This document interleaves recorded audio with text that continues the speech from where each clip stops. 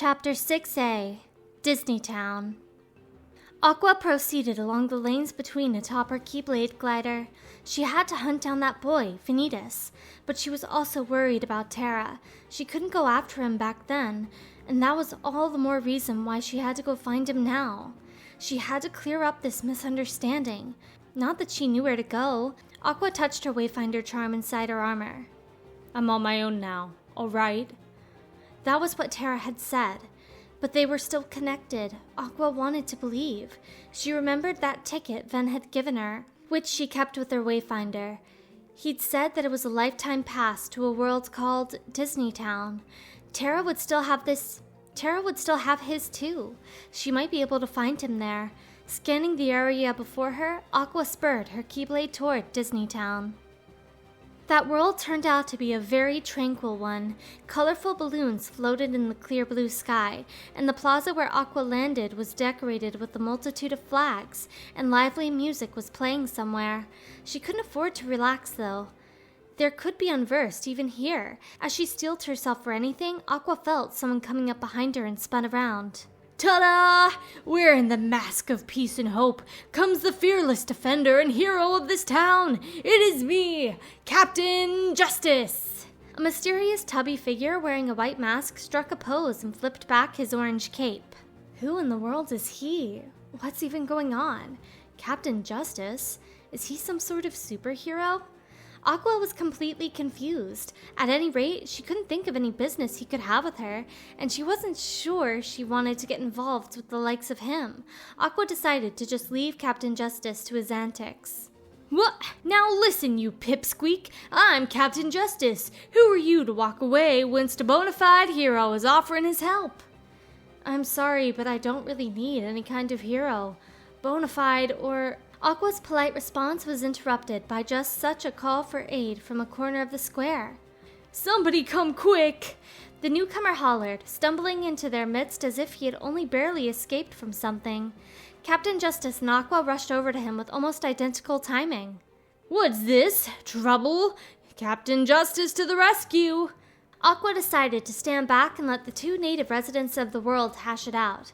But the would-be rescuee, Horace Horsecollar, slumped disappointedly upon seeing Captain Justice. You? Well, now that's a shame. Or is it? Maybe this job's perfect for you, Mr. Hero. Captain Justice bent forward, slightly pleased by Horace's words. What? Name your catastrophe! Those annoying monsters have turned up again over in Fruitball Plaza. They're all yours now, Captain J. Aqua wasn't about to let a report of monsters go unaddressed. Did that mean they were unversed here too? Monsters? Well, too bad. Not on the list. Captain Justice turned his head away dismissively, and Aqua couldn't help but comment. I didn't know bona fide heroes got to pick. But I wouldn't stand a chance of surviving, of fitting them into my schedule. Gosh, I thought you were Captain Justice. You can't leave those menacing things running loose. They're ruining Fruitball. Horace's head dropped, perhaps because he believed there was no one else to turn to aside from Captain Justice. The hero's eyes were squeezed shut, and he abruptly put his hands to his ears. Huh? Hark, do you hear that? Somebody's calling for Captain Justice's help! Aqua listened closely, but she sure couldn't hear anything. Captain Justice turned away from Horace. Do not fear! I am on the way. Sounds like this catastrophe can't wait, but I'll be back here in a jiff. And with that, Captain Justice was gone. Horace watched him go, then said with a big sigh, Oh, I'm sure you will, Captain Useless, but I don't think I'll stay here and hold my breath. Aqua had to step in if there were monsters involved. I'm anything but a hero, but maybe I can help, if you want, she said. A smile spread on Horace's face. Would you? Oh, that would be just Jim Dandy. Someone needs to trounce those fiends at Fruitball and keep them away from the plaza. Sure thing. Let's head over now. Letting Horace take the lead, Aqua made her way to Fruitball Plaza. I knew it. Just as she'd predicted, the plaza was rife with unversed. Please get to safety. I'll take care of this, she said to Horace. Aqua summoned her Keyblade and charged into the mob of unversed. The disturbance in the worlds must have been greater than she'd thought if they were showing up even in this idyllic locale. A cloud passed over her heart. When Aqua managed to do away with all the unversed, Horace happily ran up to her. My, you sure taught those monsters a lesson. You're a real hero in town, if you ask me. When Aqua turned around, a lady with big black ears and a beautiful tiara on her head was standing next to Horace. She wore a pink dress and her aura was both elegant and resolute. Did she remind her a bit of Mickey? He's right, my dear. I couldn't agree more. Thank you so much, she said with a tiny bow. Who are you? Aqua inquired. I'm Minnie. Upon giving her name, the lady, Minnie, simply smiled. Then she's our queen. Aqua instinctively took a knee when Horace told her this. Oh, please excuse me, your majesty. Where are my manners? My name is Aqua. Minnie came hurrying up to her. There's no need to be so formal. Just call me Minnie. Aqua took Minnie at her word and stood up, and Minnie let out a long sigh. You see, I'm not sure I'm doing a very good job protecting my kingdom, she admitted honestly, lowering her lashes. Oh, don't say that, Queen Minnie. We all know how hard it's been since the king set off the way he did. Don't you trouble yourself. Why, we wouldn't even think of putting on our yearly dream festival if we thought there was even the slightest chance anything might go wrong. Oh, you're very kind, Horace, Minnie said, lifting her gaze as he cheered her up, but her expression was still downcast. What about that Pete, though? Captain Justice, my hide. You can't count on him for anything, said Horace as he awkwardly tried to change the subject. Wait, you're saying his real name is Pete? Well, it's sure as sugar isn't Justice. Horace shook his head dramatically. Pete never does anything for anybody except Pete. That get-up is just an act to get folks to vote for him. He wants to win the Million Dreams Award and hog the prize. This was all news to Aqua. The Million Dreams Award? What is that? She asked. It's part of our festival, Minnie answered. We all vote for who we think the most admirable citizen is, but Pete seems to have the wrong idea. He thinks that dressing up as a hero and proclaiming he is one will win him votes. What really makes someone a hero isn't what they wear or what they say. It's the things they do and how they treat everyone. Well, in my book, Aqua here is number one. You've got my heartfelt vote, said Horace cheerily, taking Aqua by the hand once Minnie was finished explaining. Aqua was strangely happy to hear it. Thanks. I promise I'll try not to let you down, she replied with a grin. See that you don't. My vote's very important. Horace nodded soberly at Aqua. Oh dear, he sounds serious, said Minnie with a giggle, which made Aqua laugh too. Being popular is tough. What really makes a hero is the things they do and how they treat everyone. Aqua felt it was an important lesson. She looked up at the sky. Well, it was time she set out for the next world. Mulling over what she'd learned, Aqua put Disney Town behind her. Ven had made a friend named Lee in Radiant Garden and another named Herc in Olympus Coliseum. Who would he get to meet in the next world? He got excited just thinking about it. Ven had always thought Terra and Aqua were his only comrades, but now he knew that there were other friends out there for him to meet. He wanted to make more and more friends. Ven's heart raced as he rushed down the lanes between on his Keyblade glider. He already knew the next world he was heading for, Disney Town. The place on that ticket he got from Scrooge looked super fun. He had a hunch he'd meet some kindred spirits in a world like that. Ven sat down lightly in Disney Town. Just as he'd thought, the place was delightful. What appeared to be a plaza was decked out with tons of flags and balloons floating in the air, and in the distance was a castle with a blue roof. Ta-da! Suddenly, he heard a shout and spotted the flutter of an orange cape. Whoa! Wearing the mask of peace and hope comes the fearless defender and hero of this town. It is me, Captain Justice! Ven leaped away instinctively from the figure in orange when he materialized, spun around, and struck a pose.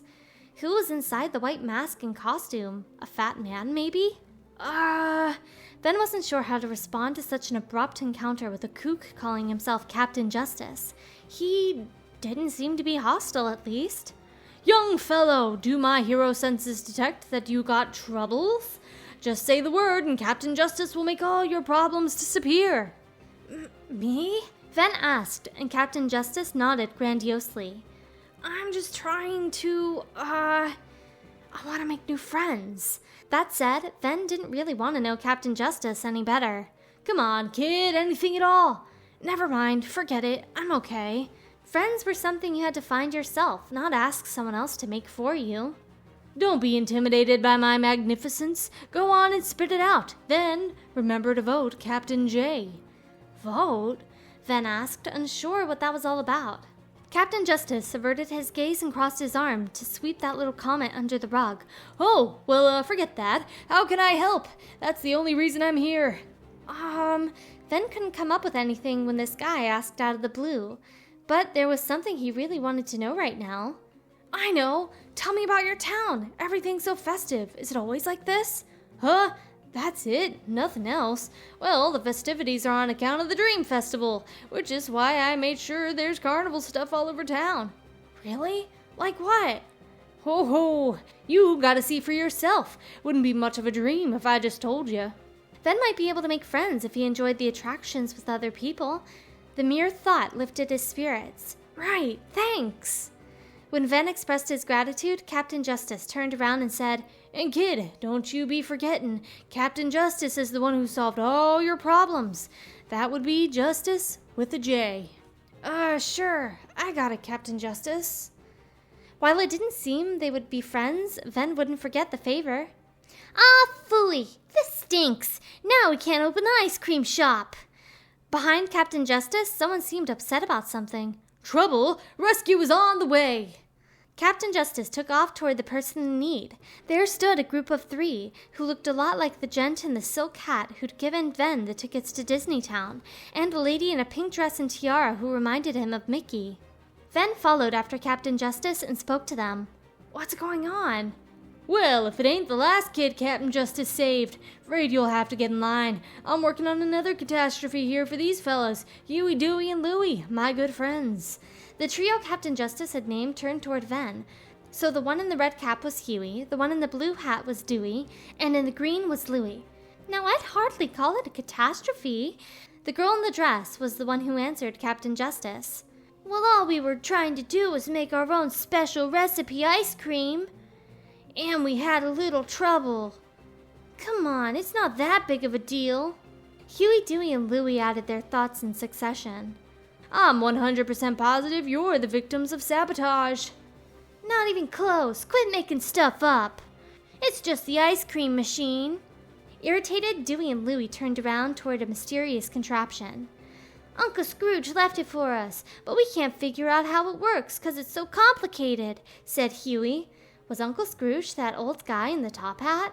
Oh, we're sorry, Queen Minnie. We wanted you to be the first to try our special recipe ice cream. Dewey sighed. Oh, boys, it was very sweet of you to think of me, replied Queen Minnie gently, turning around. We tried. Dewey drooped his head sadly. Say no more. Leave it to me. One bowl of ice cream coming right up. Captain Justice made as if to climb onto the machine. You're just gonna make a mess. Leave it alone, Pete. Dewey scolded with a stern look. Who's Pete? Ven wondered as Captain Justice cried out, That's Captain Justice! Huey and the others shared a look. Well, I suppose. Let's have a look. That's right. Captain Justice will fix everything. Well, I suppose. Let's have a look. That's right. Captain Justice will fix everything. Captain Justice interrupted Minnie's defeated proposal and clambered onto the machine. The device had 2 keyboard-like controllers attached to it, which Captain Justice began punching at haphazardly. It just needs a little of this, right? Ice cream began shooting out of an opening on the front of the machine. Ack! Huey covered his eyes as the ice cream splattered all over the stage. What's the matter with this thing? Flustered, Captain Justice hammered away at the controllers even harder, but the dessert merely continued to go everywhere. Gah! This machine is busted! He cried as he hopped off the machine. It just needs a good pounding. It does not, said Minnie, far more severely than when Captain Justice had started fixing the contraption. Hey, do you think I could give it a shot? Ven asked Huey and the others. No, if Captain Justice can't fix it, there ain't nothing you can do, kid, Captain Justice snapped. Maybe not, but there's no harm in trying, replied Ven with a smile, and Huey held out a file to him. Yeah, and better you than him. Here you go. These are the directions for the machine. All that was written inside the documents were instructions on how to use the switches on the controllers to change the trajectory of the ice cream. Hey, wouldn't this work if the 3 of you were there to catch it? What do you mean? Dewey tilted his head quizzically. I'll work the controls and then give signals for each of you guys to catch the ice cream. None of it ends up on the ground that way, right? The trio shared a look at Ven's idea. That ain't gonna work, Captain Justice howled. Okay, let's give it a try. The three of them nodded. All right, here goes nothing. Ven boarded the machine while the trio lined up on stage. Hey, this might get a little confusing, huh? How about we sing along together? Yeah, you fire off the ice cream in time with the tune. Got it! Ven agreed to their idea, and the trio began singing in rhythm. Here it comes! Ven tapped the controller to the beat. Wow, nice job, said Dewey as he caught the ice cream. Now over here. Louie caught some next. Now me. Huey got the final scoop. Oh, wonderful, Minnie called out cheerfully. We did it! The three boys ran up to Minnie with the ice cream. Try some, try some, try some! When they all offered their ice cream to Minnie at once, she said, I'll sample one at a time, and took a bite of each, then watched as he got down from the machine. How yummy! What a wonderful treat! I don't think I've ever had such delicious ice cream. Thank you. Oh dear. Minnie looked up at Ven, her head tilted quizzically to the side. Oh, Ventus. Just Ven is fine. Thank you, Ventus, Minnie said with a small bow. Way to go, Ven! I see. We had to push this thingamajig the other way. Hey, I just got an idea. We could let our customers make up their own favorite flavors of ice cream. Huey, Dewey, and Louie all chattered together happily, but then Captain Justice cut in to spoil the fun. Not with that machine. Well, the kid might have got it to work this time, but junk like that needs to get junked. Don't you dare, Pete! Minnie's shout stopped Captain Justice's upraised hand. Fine, but Captain Justice will return. Defeated, Captain Justice left the scene. About Captain Justice? You said his name is Pete? The question that had been bothering Ven for a while. Yeah, he's the biggest troublemaker in town. I bet he's just calling himself Captain Justice because he wants to win the Million Dreams Award. Huey and then Dewey grumbled. What's the Million Dreams Award? Ven asked. That's one of the Dream Festival events. Everyone votes for who they think is the town's most exemplary citizen, said Minnie with a hint of sadness. Oh, so that was why Captain Justice had mentioned votes. And if you win the award, you get a really cool prize, Dewey told Ven. Oh, it's just a small token, nothing elaborate, Minnie said, and the trio looked at Ven. The event is supposed to help us appreciate how much we all look out for each other every day. That's the spirit of the award. Wow, that sounds nice. Ven nodded in understanding. Pete just wants to get his grubby hands on the prize. And he knows that nobody's gonna vote for him if he puts his own name in the ballot. But nobody's fooled. The trio all nodded at one another. The most exemplary citizen. Ven wished someone would find him exemplary. In our book, that's you, Ven, Huey said. Huh? Me? Ven blurted out in surprise. Without you, we would have never got the ice cream, Dewey chimed in encouragingly. A little embarrassed, Ven quietly said, I see. Thanks. Hey, are we friends? Of course we are. Don't be silly. This time, all three of them jumped and shouted. Yeah, I guess you're right. Ven smiled and looked up at the bobbing balloons. It really did make him so happy to find friends and help them. Would he be able to do something for Terra and Aqua too? What a boring world. These little collections of good-natured souls were such a drag. No darkness anywhere. Lying on a rooftop, Vanitas took in the sights and sounds of this place and its light-hearted music. It is me, Captain Justice! A man suddenly appeared, interrupting three kids with their heads together discussing something. Sensing the barest trace of darkness, Vanitas sat up and peered down from the roof. While the sky definitely had some darkness, it was extremely faint. If Vanitas' darkness was an inky black abyss, Pete's was more of a muddy puddle. If we press this, it'll make the ice cream taste better, don't you think? Wish Uncle Scrooge could have sent us a real manual. He's probably off somewhere making his own ice cream. The three of them were talking with their backs to Pete. Hey, you kids, are you in dire need of rescue? Nope, not at all. And even if we were, we wouldn't ask you for help. Vanitas stood up from his vantage point and rubbed the jawline of his mask.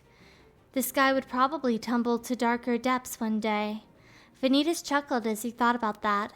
He opened a corridor of darkness behind himself and disappeared into it. Donald and Goofy were watching the sky, sitting together on the steps at Disney Castle, where it gazed benevolently down upon Disney Town. The music from the festival was faint in the air. Though Queen Minnie had worked hard to direct the event, the two of them were too upset to take part for the moment. As for why they were so glum, "Gosh, the king must be pretty far away by now." Goofy let out a big sigh. Whack! Guess we'll just have to go see Master Yen Sid. Taking his magic staff in hand, Donald rose determinedly to his feet. Oh, but didn't Mr. Yen Sid tell us not to worry? Not long ago, the two of them had received word from Yen Sid about Donald and Goofy's beloved friend Mickey, who was also their liege as the king of this world. Mickey had been training under the great sorcerer Yen Sid for quite some time. However, the message they had received had said Mickey was no longer with him. We won't know for sure unless we ask him ourselves. Maybe you're right. Let's go, Goofy! Donald waved his staff. Goofy looked up at him, and then he stood too. Yeah, I guess we should. It might be best to go and ask Mr. Yen Sid ourselves. The two nodded in agreement and looked up to a certain star gleaming in the cloudless sky. Where should I go now? Tara wondered absent-mindedly as he rode his Keyblade glider. He knew he had to defeat Vanitas, as Master Xehanort had ordered. But he'd found nothing on Vanitas on the 2 worlds he visited after Radiant Garden. What's more, he knew he just needed to keep plunging ahead. And still he harbored doubts. He had to travel the worlds and take down Vanitas, yes. But his encounters in the last 2 worlds had confused him. If the balance of light and dark was what brought stability to the worlds, then all he needed to do was take a different course from Aqua's intense radiance. The best thing for him to do was edge toward the darkness and control it. But at the same time, he couldn't forget his bond with Aqua and Ven, as Experiment 626 had taught him back in deep space. What was he supposed to do? Tara spotted a beautiful world up ahead and recognized it as the one on the ticket Ven had given him, Disney Town. He accelerated as if to shake off his thoughts. Compared to the worlds Tara had just visited, this one was almost bizarrely serene. Balloons of violet hues floated in the clear azure sky. The castle with the blue roof at the center of the world. Did another of the princesses live here? Tara walked along a wooden fence lining a wide road in what appeared to be a pasture. What kind of road was this, he wondered. As he did, he spied something scuttling down the big path on the other side of the fence. It was... Unversed! Tara cried out, leaping the rail and readying his Keyblade. The Unversed were riding something similar to small carts as they raced past Tara, too fast to catch on foot. I'll take you on. The only option was to pursue them on his Keyblade glider. Just as he donned his armor, a woman shouted, "Look out behind you!" What came into view when Tara turned around was a big purple and black vehicle. He hit the dirt to avoid it, and it sped by him in a cloud of dust. Tara brushed the dirt off as he stood up, then turned to the concerned-looking owner of the voice. She looked like a princess in her tiara and pink dress, accompanied by a dog whose brown fur had a slight gold tinge to it, and 2 small chipmunks. "It's dangerous here. Come over this way." "Yeah, over here." Woof! Tara joined the princess, the 2 chipmunks who followed her, and the dog, who wagged his thin black tail as they walked. They passed under a banner with Rumble Racing written on it and into a pit that looked to be the entrance. Thanks for piping up back there. I mean it. The name's Tara. And I'm Minnie. After Tara and Minnie introduced themselves, the chipmunk with the black nose, Chip, asked, "What are you, nuts, running out onto the course like that?" The chipmunk with the red nose jumped up and down beside him. Dale chimed in too. "Yeah, that's against the rules." "I'm sure you had your reasons, but I can't say I approve either." Minnie admonished Tara in a calm tone. Well, rules don't apply when you're up against the Unversed. He wouldn't be able to beat them if he followed protocol. "Rules don't apply? You sound just like Pete!" Chip shouted accusingly. An instant later, Dale yelped, "Look, it's Captain Dark!" Turning around, Tara found a figure standing on a bridge a short distance away, his back to it so he could show off his purple cape fluttering in the wind. Disguised in shadows, the rogue racer reigns! With a dramatic call, the figure spun around and leaped down from the bridge. I am Captain Dark, and you must be the chump who made me miss a new track record. He struck a pose. The person who called himself Captain Dark looked to be the one driving the cart that almost ran him over. The heel, costumed in gaudy black and purple, walked up to Tara and looked him in the face. Hold on, how's come I don't know you? Someone bringing in a ringer? I'm not a racer. Tara was about to object when Captain Dark put an arm around his shoulder. Tara scowled. This guy seemed pretty fishy, but Captain Dark paid this no mind and continued. Must be downright temptatious to try and stop a primo racer like me from getting the record, but we all gotta play by the rules, rookie. Having said his piece, Captain Dark turned away from Tara and the others and strode off. Now, just a second. You're the no-good cheater who's always breaking the rules. Chip called toward his back, but it seemed Captain Dark didn't hear. Tara turned toward Chip and the rest and said, I can't say racing interests me, but I need to defeat the unversed. Tell me what I've got to do. Are you talking about all those carts that look like scary, ugly monsters? Tara nodded at the query. He couldn't ignore unversed. Chip and Dale began to brainstorm when Minnie piped up. Well, we've only ever seen the monsters on the track. That's it! Tara, you just need to enter the races! Chip cried as the idea came to him.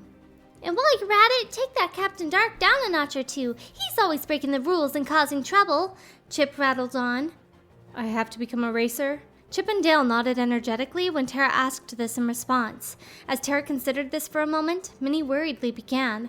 Now I'm sure I don't have to tell you. She seemed to be having trouble saying it directly, so Tara finished for her. I know. I'll play by the rules. Minnie placed her hands over her chest in relief at Tara's response. Yay, Tara's gonna be a new racer! Dale whooped. I'll get you signed up, so give me a holler when you're ready, Chip instructed. Okay, then I'd like to enter now, Tara replied. What cart do you want to use? I can just use mine. He held up his keyblade. Apparently, there were a few hoops to jump through for that as Chip filled in some forms. Dale bounced up and down beside him. You really are something else, Tara. I can't believe you got your own. Is there anyone else in the race besides the unversed and Captain Dark? Tara asked Minnie as he entered the gate. I believe Huey, Dewey, and Louie have also entered. Who are they? 3 mischievous little brothers. They live here in town. Minnie replied to Tara when he cocked his head quizzically. I'd be going up against them too. Is that okay? Tara didn't have any qualms about doing battle with Unversed, but he was hesitant when it came to other people, even Captain Dark. A race is a race. Beat those 3 in Captain Dark and you can come in first, Tara. With a nod at Dale, Tara tossed his keyblade into the air and transformed it into his glider. I ain't losing to no rookie. Captain Dark entered the circuit late. Huey, Dewey, and Louie, the trio Minnie had mentioned, dressed in red, blue, and green caps respectively, also stood by on the track. There was just one more cart, an unversed in the shape of a red vehicle that was waiting for things to start. There were 6 racers in total. When the countdown hit 0, all of the machines took off at once. Tara was a little confounded at first. He'd never piloted a Keyblade glider on a surface before, but he gradually got the hang of it. He was still lagging behind. Tara accelerated his Keyblade. Eat this! Captain Dark, who was cruising up ahead, twisted around and threw a bomb behind him. Tara swerved out of the way and sped up even more to overtake the captain. At the head of the pack was Huey in his red hat. Trailing after him were the Unversed, Dewey with the blue cap, and then Louie in green. Passing Louie and Dewey, Tara rammed his glider into the Unversed, knocking it away. Fire! But Dewey launched a missile at Tara, which sent his glider into a spin. Shoot! To make matters worse, he got sucked right up into a whirlwind, snaking its way through the course. His glider hurtled through the air. Ah! The tornado must have gotten Captain Dark behind him, too. Just as Tara was about to crash into the ground, he somehow managed to right himself and hurried on ahead. The goal had to be close. He was sure Huey and Dewey were the only ones ahead of him now. Just in front of Huey, Dewey slammed on the gas and made a mad dash for it. Tara had no choice. He rammed his glider into Huey as hard as he could. Wah! Huey's cart whirled around and crashed into Dewey's. The 2 vehicles spun out. Now the goal was dead ahead. All right! With that, Tara raced right through the finish line. Amazing work, Tara! Chip's praise was accompanied by fireworks. Tara was the winner. My car must have sprung a spring. You yahoos, just wait. Next time I'll clobber all of you. Pete howled his parting shot before running off. Yippee! I hope he's gone for good. Nobody's gonna vote for a weasel like you, Pete. Dale hopped excitedly. Pete, vote? What are you talking about? Tara asked as he disembarked from his Keyblade glider. While he was doing that, Minnie approached. Chip means the Million Dreams Award. It's a very popular part of our Dream Festival. Everyone in town votes for who we think is the most exemplary citizen. Her expression darkened. And since everybody knows how much of a troublemaker Pete is, he probably figured wearing a disguise was the only way he'd get any votes. Chip filled in for Minnie where she left off. No votes, no prizes. Wonder what it is, Dale interjected. Chip returned to his explanation. Yeah, the prize is all he really wants anyway. He doesn't care about being a good citizen. Apparently, Captain Dark was a person named Pete in disguise. Oh, I think that's very sad. The award is supposed to help us appreciate how we all look out for each other every day. Minnie shook her head faintly. Beside her, Chip jubilantly declared, Well, one thing I know for sure, I'm voting for Tara. Your racing really saved the day against those monster cards. Hip hip hooray for Tara, Dale added.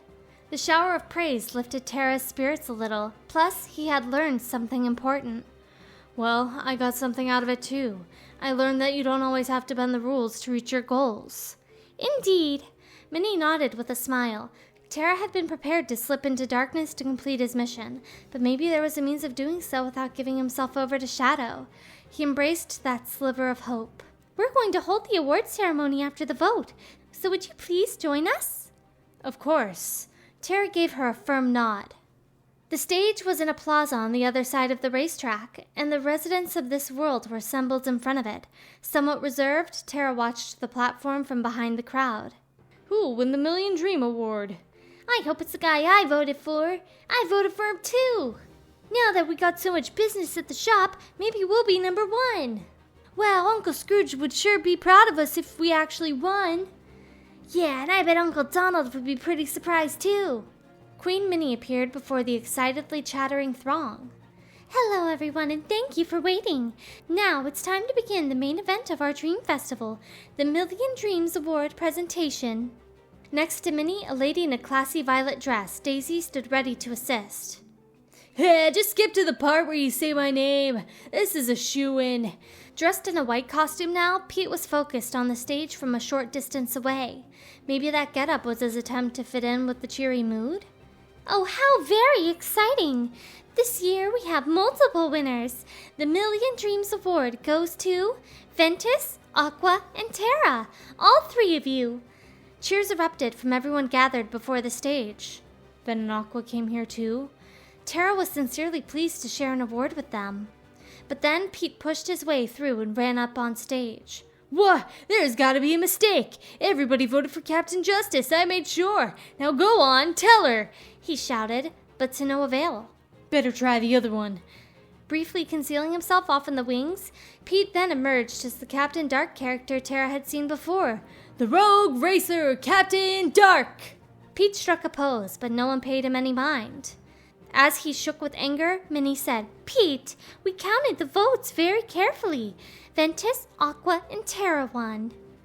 She then continued more gently, Oh, Pete, I think you tried to do something good, but you were doing it for the wrong reasons, and you went about it the wrong way. Still, some of those citizens must have thought you had goodness in you, because you actually got a few votes. They knew you were looking out for them. Big whoop! I don't need their lousy votes. Just cough up my prize. Minnie's reassurances went to waste as Pete reached out toward her. Pete!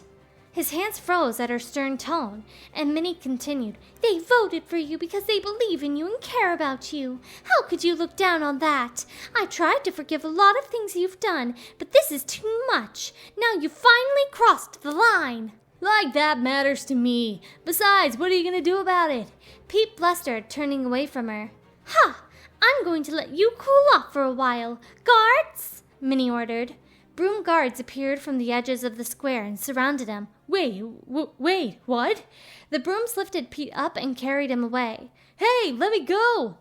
Pete shouted in the distance, but eventually his cries faded out of hearing. Now, shall we continue the ceremony? Would the three winners, Ventus, Aqua, and Tara, please come up and join me on the stage? Tara stepped onto the stage, hoping the other two were there too, but he didn't see any sign of Vent or Aqua. Oh dear, it looks like our other two winners couldn't make it here to be with us today. Oh, Tara was disappointed.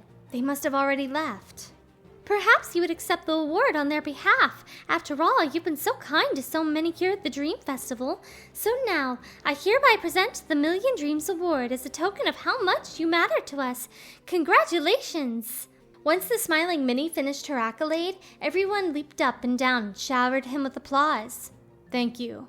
And as an extra treat, we've created something special, an ice cream flavor just for you, Rock and Crunch ice cream. Tara accepted the ice cream bar-shaped treat. Maybe the brown stuff was chocolate? He hadn't eaten many sugary things before.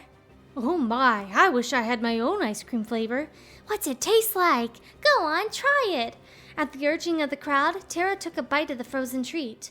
The sweetness of caramel and fragrance of nuts spread across his tongue. What do you think? This is fantastic. Tara nodded at Minnie's question. We're all very glad you're enjoying it, she said, and cheers again filled the plaza. Right around then, Pete had been cast adrift in the ocean between, imprisoned far from the home he knew. Who does she think she is, dumping me in a place like this? Well, I'll just bust out of here and... Pete stamped his feet in frustration, but no way out was forthcoming. He was there for what felt like an eternity. Maybe it was only an instant, or maybe it was years, but all he could do was bide his time and nurse his grudge against everyone in Disneytown. Then a voice distant, mysterious, resounded from beyond the blackness. Quiet, fool. You do not possess that kind of power. Who's there? Show yourself! Pete cried out in fear. That voice belonged to a woman and was filled with indescribable malevolence. That is enough. Stop your sniveling and heed my words. If you do exactly as I say, I may decide to release you from this prison. Really? Oh, then you can count on me. Just get me out of here, and then you can tell me what to do. Pete shouted to the owner of the voice. A very wise choice indeed. Now, proceed. Just then, swirling darkness unfurled before Pete. Where did it lead? With your help, soon every world's in existence will be all mine. Pete had no reason to decline the offer. He obediently stepped into the darkness in front of him and spirited away to parts unknown.